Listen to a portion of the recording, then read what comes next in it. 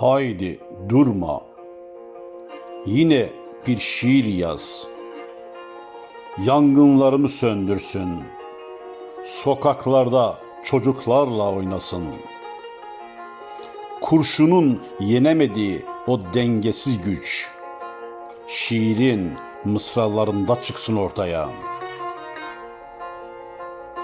Beddua günahtır derler. Ey Tanrı, o günahı bana yaz.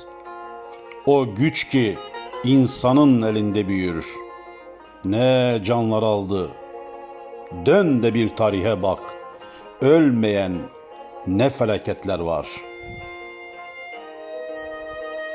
Ey insanoğlu, feda etmem kimseye.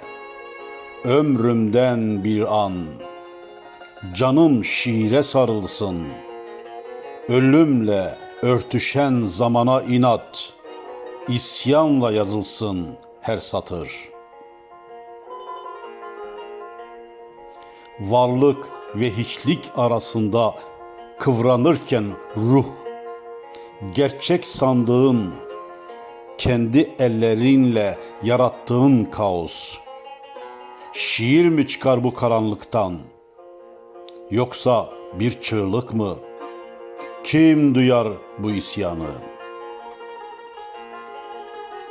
Kurşunlar konuştu, insanlar sustu, güçler büyüdü. Tarih sadece acıları yazdı.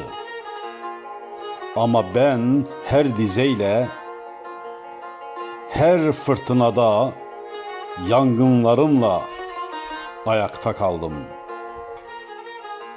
Ey insanlık! İsyanım büyüdükçe günahlarımı şiirle örüyorum. Kimseye vermem ne ömrümden ne de acımdan. Dizelerime kazındı sonsuz bir öfke.